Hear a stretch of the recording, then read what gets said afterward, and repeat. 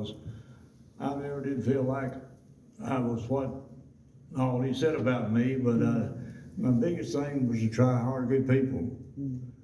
If you hire good people, most time you're going to be successful. And the teachers we had at Smyrna High School, most of them can't get 100% from everybody, and the administrators same way. But they made an extreme effort to keep the Smyrna High tradition alive. But I was taught from my early years to try to do your best, admit what you've done, and go on. And that's pretty much what I live by, and pretty much what my wife lived by. And our biggest joy was, of course, having our 2 girls. But next to that was me being at Smyrna High. When I was in the 7th grade, that's when I decided in my life I wanted to teach and coach, and I wanted to do it at Smyrna.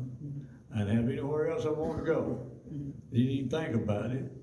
But Mr. Mac Williams, most people were scared of Mr. Mac. He was sort of one time they said he could walk down the hall and you couldn't hear a mouse pee on cotton.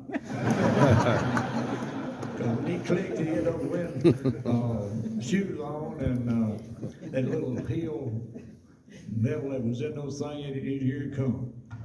Boy, everything would get as quiet as a mouse. And teachers were pretty much that way too. I'm talking about them adhering to him, not vice versa. But I do want to thank all of you for being here. And I thank our family, my grandchildren, my great-grandson, and their husbands, and all that's made my life what it is. And look forward to hoping to live a few more years. I'm 85 years old. I can't believe I'm that old. Like most of you look back at your ages, and probably you can't believe how old you are, whatever age you are.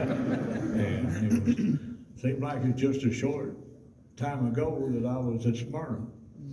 And but it sure passed fast at 11 years since then.